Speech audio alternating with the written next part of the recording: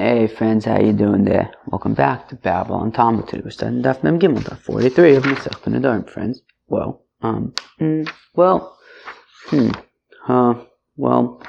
Friends, good news, exciting news. New microphone today. New microphone just came in. I hope that, I don't know, I just hope it'll just go back to being the way it was. I hope that there won't be any sort of unexpected microphone thingies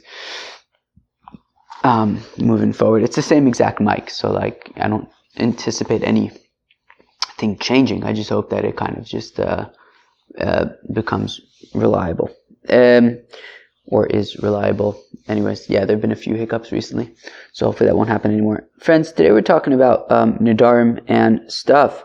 So Hefker a little bit, interesting things. Alright, let's do this. We're going to start in the Mishnah on Daf Mem Beis Amud Beis. Let's do it. So, I hope that this microphone works good. I'm a little nervous, but should be fine. It's the same exact mic. What do you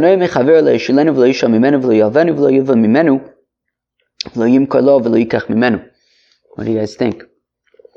Let's read it again. So, if Reuven is not allowed to get any benefit from Shimon, so he can't lend anything to Shimon. Reuven can't lend anything to Shimon. And of course, he also shouldn't borrow anything from Shimon because he's not allowed to get any benefit from Shimon. Reuven cannot lend money to Shimon, nor can Reuven borrow from Shimon money. Reuven should not sell anything to Shimon, nor should he buy anything from Shimon. So now, as you might be wondering, now I'm going to read it with the Ran. The Ran has a different girsa of the Gemara, so I'm going to read it with the Ran. It's a bit different than what we have in our Gemara. So I understand why if Reuven's not allowed to get any benefit from Shimon, I understand why he can't borrow money from Shimon, why he can't purchase anything from Shimon, why he can't borrow things from Shimon. He'd be benefiting from Shimon. Right? That makes a lot of sense. He's benefiting from him.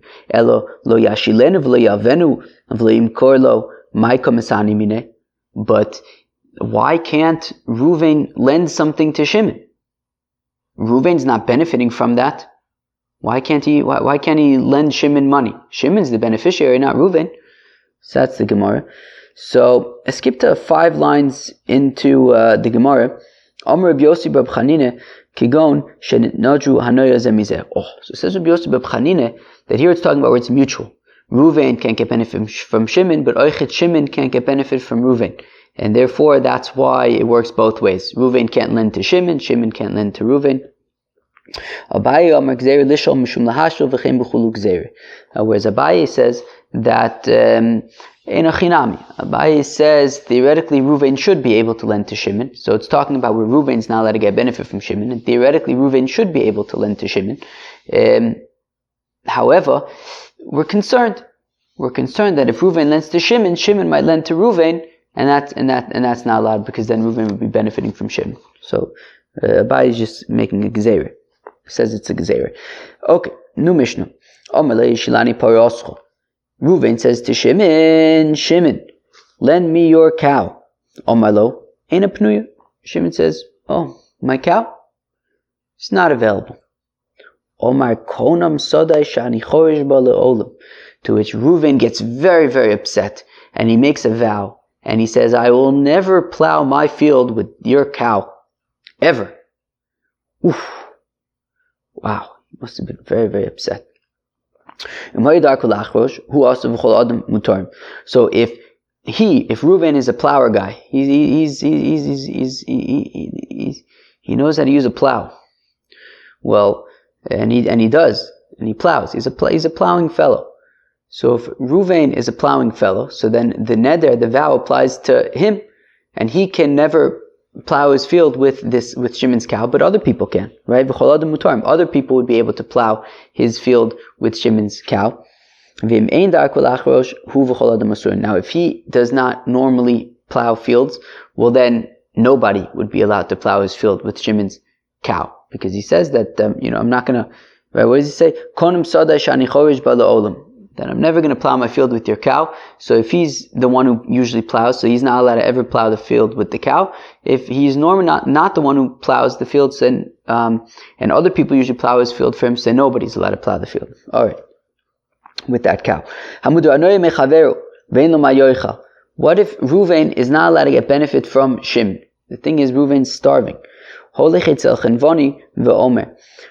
So Shimon feels bad, right? Ruvain's not allowed to get any benefit from Shimon. Ruvain is starving. Shimon feels bad. Ruvain's starving. He wants to be able to feed Ruvain. The thing is, he can't feed Ruvain because Ruvain's not allowed to get any benefit from him. So we saw this in Gemara. We saw this in Ksubis Oichet. So Shimon can go to his local shopkeeper and say to the shopkeeper, Ishploni muder mimeni anoya, that Ruvain Nebuch, he's not allowed to get any benefit from me, but he's pashut starving.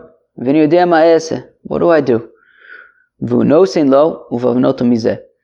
And then the shopkeeper says, okay, don't worry about it. And he goes to Ruvain. The shopkeeper goes with Ruvain with some food, and he feeds Ruvain. And that way Ruvain, is taken care of. The shopkeeper can then go back to Shimon and say, okay, Shimon, look, I gave him pizza. The pizza cost $20. That's how much it costs, and Shimon then pays the shopkeeper. And that's considered fine. It's not considered like the shopkeeper is Ruvain, is Shimon. What did I just say? Ruvain is Shimon. Ruvain receives the food. Shimon is the one paying for it. So Shimon pays the shopkeeper $20. We don't consider it as though the shopkeeper is acting as Shimon's shaliach, in which case it would be a problem, because Shimon's not allowed to provide benefit to Ruvain, and Ruvain's not allowed to benefit from Shimon. So if the shopkeeper was Shimon's messenger, that would be a problem. But we say it's fine, right? The shopkeeper goes, gives pizza to Ruvain, Shimon then pays the shopkeeper, and all is good. Oya Beso Livno Skidro Ligdor Sadeu Liktor. Okay, if Ruvain's house needed some renovations, if his fence needed fencing, if his field needed harvesting, well, excuse me, I didn't have time to pause the video before I sneezed. You would not want me sneezing into the microphone. That would probably be a whole thing. Oh my gosh, day one of the microphone, sneeze into the microphone, blow the whole thing.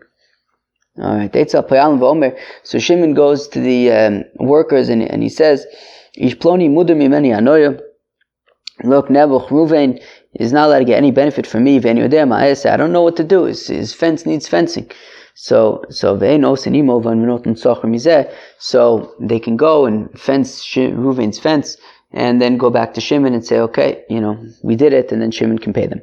If Ruvain and Shimon are traveling together, Ruvain doesn't have any food, Nebuch. So what Shimon can do is, Shimon can give his peanut butter and jelly sandwich to, peanut butter and jelly sandwich, pizza. Shimon has some pizza. So Shimon can give the pizza to somebody else, and then that person can give it to Reuven.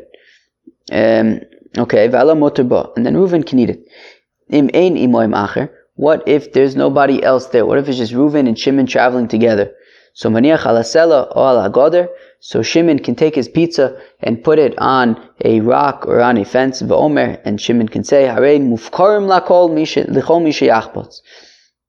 and Shimon can say, this pizza is hefker, it's ownerless, anybody who wants can take it, and then Reuven takes it, and he eats it. Rabbi Yossi says, you can't do this. You can't just take your pizza and then right in front of Reuven say, okay, it's ownerless now, anybody can have it, and then Reuven takes it. I mean, you can't do that. Okay.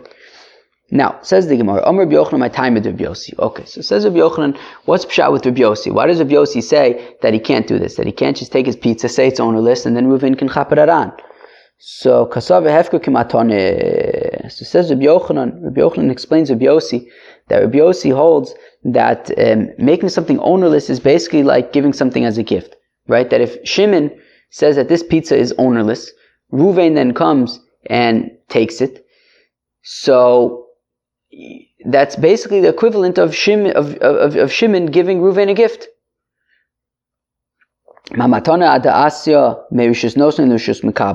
Just like when it comes to giving a gift, so it's not meaning it's like giving a gift to the extent that just like when you give a gift, the gift belongs to the giver until it is received by the receiver. So if Shimon was giving a gift to Reuven, it would belong to Shimon until Reuven accepts it. Once Reuven accepts it, it now belongs to Reuven.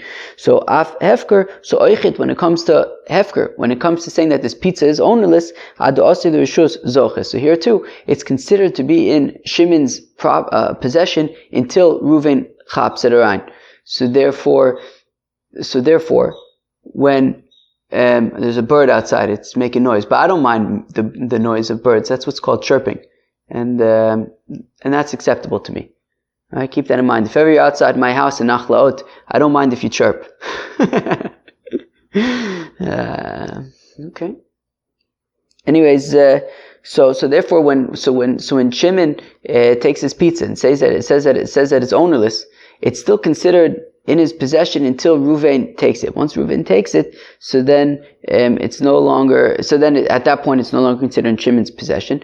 But until that point, it is considered in Shimon's possession. And therefore, it's like Reuven is taking it directly from Shimon, even though Shimon says that it's ownerless. Fine. Mosif Baba has a kasha. He has a kasha from the following brisa. V'hala notel v'ochel. That, Shimon can be mafker the pizza. Reuven then takes the pizza and eats it. Rabbi Yossi oser. Rabbi Yossi says that's not allowed. Omer Rabbi Yossi ei mosai. But Rabbi Yossi says, when do I say it's not allowed? It's not allowed if prior to Shimon making the pizza ownerless, there was already a neder. So Shimon had made a neder that Reuven's not allowed to get any benefit from him. Now they're traveling. Nebuch, Reuven doesn't have any food.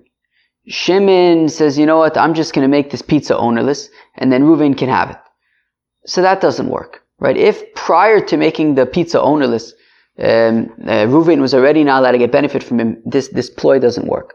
Avol, im hoyev kero kodem lenidro, areze motor. But if Shimon had already, before they traveled, had already said that his pizza is ownerless, and then they're traveling, and whatever it is, he had already said that the pizza was ownerless, and then at a later point, at a subsequent point, he said, hey, Reuven, you're not allowed to get any benefit from me. Well, in that case, mutter. Reuven would be allowed to eat the pizza because at the time that Shimon said that Reuven can't get any benefit from him, the pizza was already not Shimon's, right? At the time that Shimon says Reuven can't get any benefit from him, he had already, from before then, been mafka the pizza. And therefore, at the time that Shimon says Reuven can't get any benefit from him, the pizza was ownerless at that time, and therefore Reuven would be allowed to eat it, then it would be mutter. But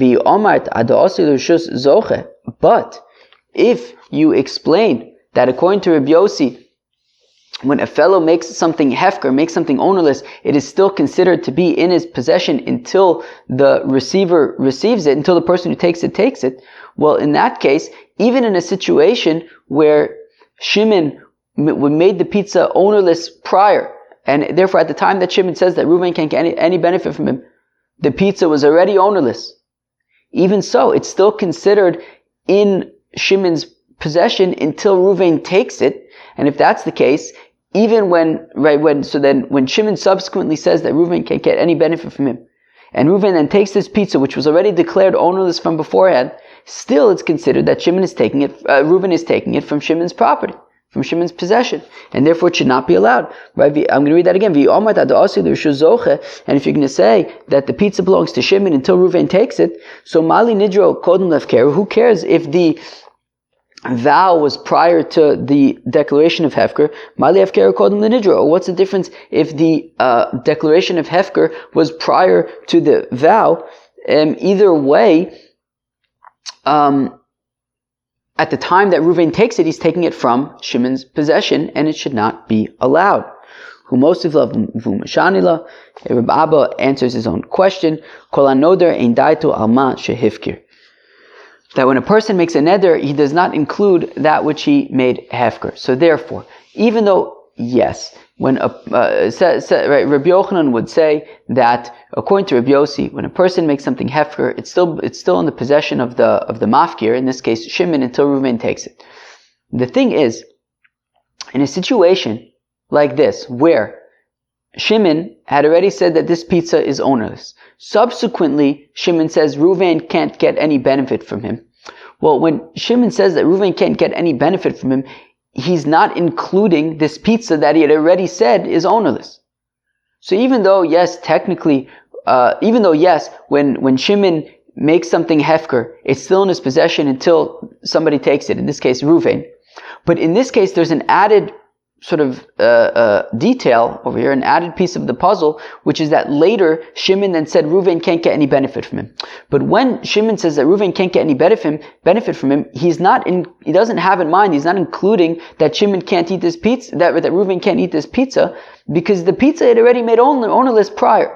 So therefore, so that is why, even though Rabbi Yossi's opinion is that when Shimon makes something hefker, it's in Shimon's possession until Reuven takes it, but nonetheless, Reuven would be allowed to eat this pizza if Shimon had made it hefker prior, because when he subsequently then made the vow that Reuven can't get any benefit from him, he did not include that pizza that he'd already made ownerless prior. That memela wasn't included in the vow because he had already made it ownerless. Wow, he's not including it in this neder, things that he already made ownerless. Most of Rava. But Rava has a problem with this, and again, the Ran, for the second time today, as a different girsa than our Gemara. I learned it with the Ran, so I'm going to use his girsa, that Mikzasun l'rishon v'chulun l'sheni, sheni zocha l'shtaybid b'rishon. That if you have a fellow, and he has two avodim, let's call him Reuven the Eved and Shimon the Eved. So the owner first gives some of his possessions to Reuven the Eved. And then he gives all of his possessions to Shimon the Eved. So we're saying that everything belongs to Shimon and nothing belongs to Reuven, because when he gave stuff to Reuven the Eved, avodim are considered property of the owner. And therefore, when the owner gave some stuff to Reuven, he didn't actually give Reuven himself, so to speak, right? Reuven still didn't own himself. Reuven the Eved didn't own himself. He just owned a few things. And then, when this guy gives everything to Shimon, Shimon is then getting ownership of everything, including Reuven the Eved, including himself, including all these possessions. And Reuven and anything that was guaranteed to Reuven is swallowed up in this giving of stuff to Shimon the Eved. So we see here is a case where this owner had made a prior commitment to the first Eved, right? He already said that certain things are going to the first Eved. He then gives all of the things to the second Eved, and that swallows up even the guarantees, even the stuff that he had given to the first Eved. So we see that when a person sort of makes this inclusive kind of declaration, it even includes things that he had already made other prior commitments to, right? So if we tie it back into our case, when we should argue that even though Shimon made the pizza hefker, still when he says that Reuven can't get any benefit from him, it includes everything, including the pizza that he had already committed to being hefker prior. Everything is included in the vow. That's the question. Elama Rava rather says Rava Anutama de Rabbi Yossi Gzerim Shumatnas Beis Choron. So Rava rather argues on Rabbi Yochanan, which is a big chiddush. I mean, Rava is several generations later, and yet he argues on Rabbi Yochanan. That's a pretty big deal.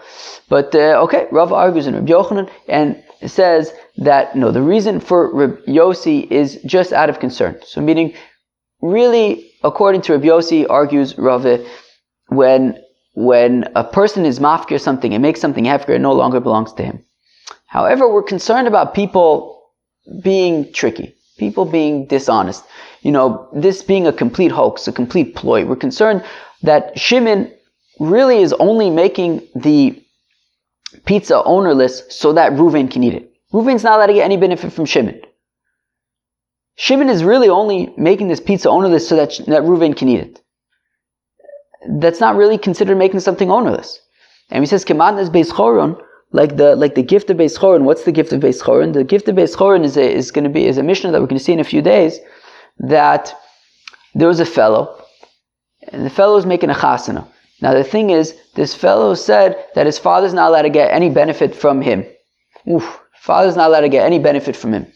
Now, he's making a chasana for his son, and he wants that his father should come to the chasana, but his father's not allowed to get any benefit from him. So what he does is, he makes the whole hall and everything, and all the food and everything, he gives it as a gift to somebody else. Now, this other fellow takes all the stuff that he received as a gift and he makes it hektish. And now the Baal Simcha, the guy who made the neder against his father, says, hey, you can't be makdish my stuff. You can't just make it hektish. I only gave it to you so that I can invite my father to the chasana. You can't just be makdish it. So we see that it wasn't really a real gift to begin with. Right? He wasn't really giving it to the guy. If he can't be makdish it, then obviously it's not really his. So it was really just a ploy to enable his father to come to the chasana, and that doesn't really count as a gift. So here, Rav is concerned that if Shimon's just going to be mafkir the pizza just so that Reuven can eat it, and Reuven's not allowed to get benefit from Shimon, so is he really being mafkir it, or is he really just playing games so that Reuven can eat pizza? So therefore, out of concern that people are not going to properly be mafkir their things, right, or he's going to communicate to Reuven that he's really only being mafkir so that he can eat it, right, what he's going to end up, this is going to end up leading to situations where people are not really mafkir things, and if they're not really going to end up being mafkir things, right, so if Shimon is not actually going to be making his pizza ownerless, well then Reuven's actually going to be benefiting directly from Shimon, and that's going to be a problem. So therefore, out of concern for that, Rabbi Yossi says that it is not allowed, but the fact of the matter is, really, it would be, considered hefker. We're just concerned we're just concerned about the matnas beis choron. Friends, that was Daf Mem Gimel of Masechta Nedarim with the new microphone. I hope that the new microphone is working stark. Yeah, we'll see. I really hope so. And then, anyways, so what did we learn today? So we learned about if Reuven can't get benefit from Shimon, so then they can't lend to each other. The question is, why should Reuven be unable to lend to Shimon? So one answer was that it was mutual. Reuven can't get benefit from Shimon, and Shimon can't get benefit from Reuven. The other answer was Abaye's answer. The first one was Rabbi Yosef Reb Chanina. The second answer was Abaye, who says that we're concerned that if Reuven lends to Shimon, Shimon might then lend to Reuven as well, which would of course be a problem.